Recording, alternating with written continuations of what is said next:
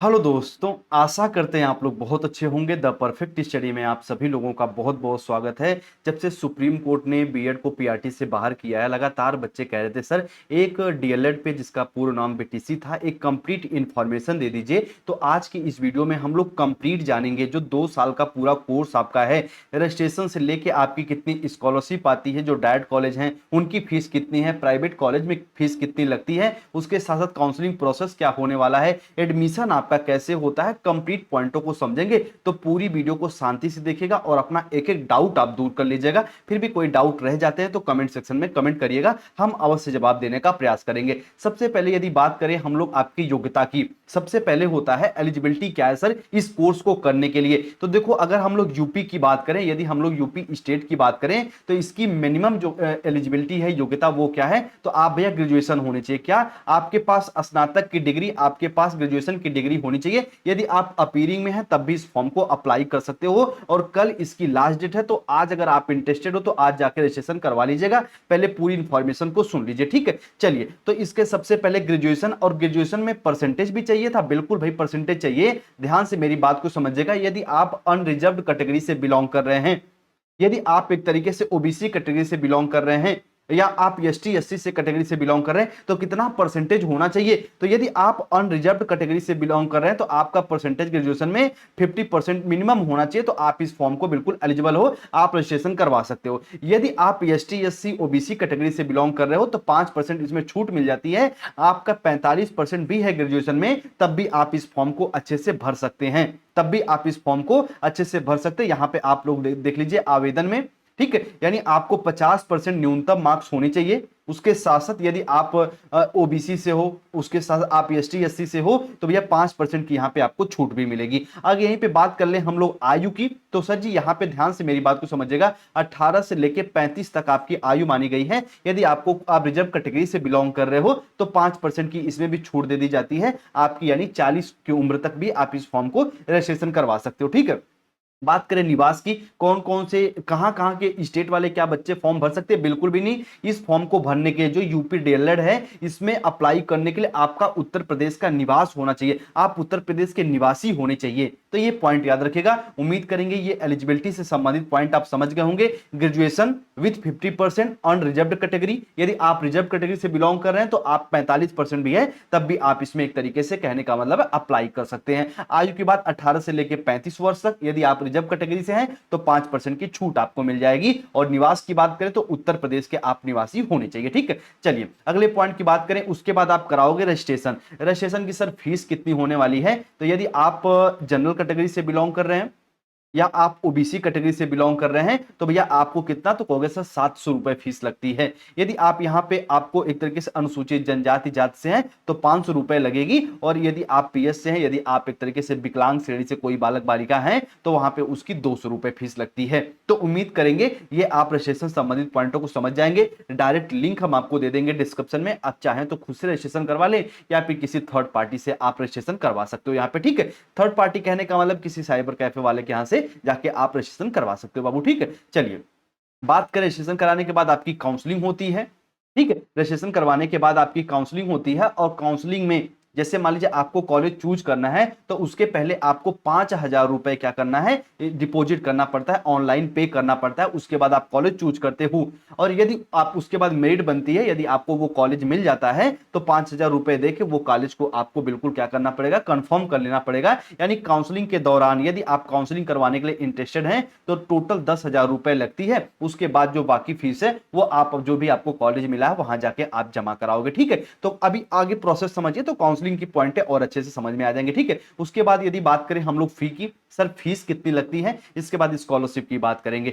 तो यदि आप प्राइवेट कॉलेज पाते हो, ठीक है, तो प्राइवेट कॉलेज में जो इसके ऑफिशियल डाटा है वो भैया आपका क्या, तो कहोगे सर 41,000 रुपए लगती है फर्स्ट ईयर की। 2 साल का होता है सेमेस्टर वाइज, लेकिन अगर फर्स्ट ईयर की बात करें, 2 सेमेस्टर को 1 साल कहते हैं, 1 ईयर कहते हैं। तो यहां पे अगर फर्स्ट ईयर की बात करें तो 41,000 रुपए लगती है।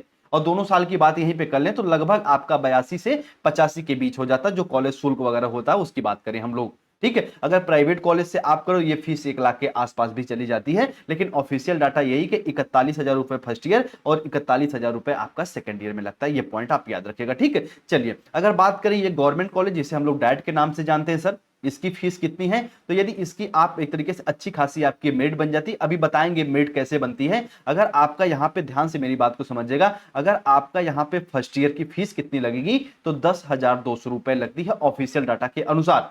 और ये फीस बिल्कुल फिक्स रहती है, प्राइवेट कॉलेज की तरह नहीं कि आपका प्रैक्टिकल चार्ज, ड्रेस चार्ज, कि उसके बाद अटेंडेंस चार्ज नहीं लगता। यहाँ पे 10,000 फिक्स है तो फिक्स है, ठीक है। उसके बाद दोनों साल की बात करेंगे तो ये 20,400 रुपए हो जाएगी 2 ईयर की, यदि हम लोग बात करें तो, ठीक है। तो ये फीस के बारे में आप लोग जानिएगा। प्राइवेट और गवर्नमेंट कॉलेज 41,000 रुपए, लेकिन मिनिमम अगर एक व्यवहारिक की बात करें तो 1 लाख तो भैया लग ही जाता है कम से कम, ठीक है। अगर कॉलेज वाले भी अपनी कुछ चार्ज वगैरह लेते रहते हैं अन्य अन्य नाम पे, ठीक है। चलिए बात करें यदि हम लोग सीट की, सर कितनी सीट होती है, तो कॉलेज में 2 प्रकार के कॉलेज होते हैं। एक गवर्नमेंट कॉलेज जिसे हम लोग किसके नाम से जानते हैं, तो कहोगे सर डाइट के नाम से जानते हैं, जो आपके पूरे यूपी में 67 कॉलेज हैं, और कुछ डिस्ट्रिक्ट में ये कॉलेज नहीं है, लेकिन अधिकतर आपको मिल जाएंगे। तो 67 यहाँ पे है एक तरीके से पूरे यूपी में, ठीक है। अगर हम लोग यहाँ पे प्राइवेट कॉलेज की बात करें, प्राइवेट कॉलेज की बात करें तो 2974 लगभग कॉलेज हैं। अभी इस साल कुछ नए भी कॉलेज खुले होंगे, ठीक है। तो ये एक तरीके से मान के चलिए ये आपके प्राइवेट कॉलेज हैं। जो इंपॉर्टेंट है भैया वो आपकी सीट है।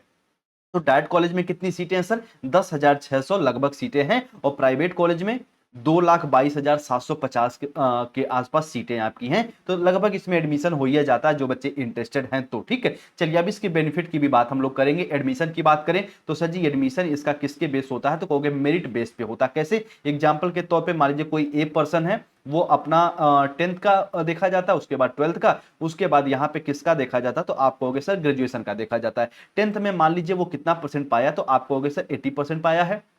12th में कितना पाया है, तो आप कहोगे सर जी यहाँ पे भी मान लीजिए वो 80% पाया है, और यहाँ पे आप ये देख रहे हो तो ये मान लीजिए यहाँ पे 60% पाया है, ठीक है। यहाँ पे 60% पाया है, तीनों को आप जोड़ लोगे तो ये आपका कितना आ जाएगा, कहोगे सर 220 आ जा रहा है, ठीक है। तो इस प्रकार से आपकी मेरिट डिसाइड होती है 220। तो उसके बाद आपका एक तरीके से पूरे स्टेट में, पूरे राज्य में एक मेरिट निर्धारित होती है कि मान लीजिए यहाँ पे मेरिट बन गई कि 220 के ऊपर पाने वाले बच्चों को डाइट कॉलेज मिल जाएगा। तो आपको यदि मेरिट आपकी अच्छी है तो आपको डाइट कॉलेज मिलेगा, नहीं तो आपको प्राइवेट कॉलेज मिल जाएगा, ठीक है। तो यानी मेरिट बेस पे ही आपका सिलेक्शन होता है, यहाँ पे कोई आपको एंट्रेंस एग्जाम नहीं देना होता है। ये पॉइंट समझिएगा, अभी तक कोई एंट्रेंस एग्जाम नहीं देना होता है जब तक ये हम वीडियो आपको प्रोवाइड कर रहे हैं, ठीक है। चलिए उम्मीद करेंगे ये एडमिशन के बारे में भी आप समझेंगे। बात कर लें सबसे इंपॉर्टेंट आपके स्कॉलरशिप की।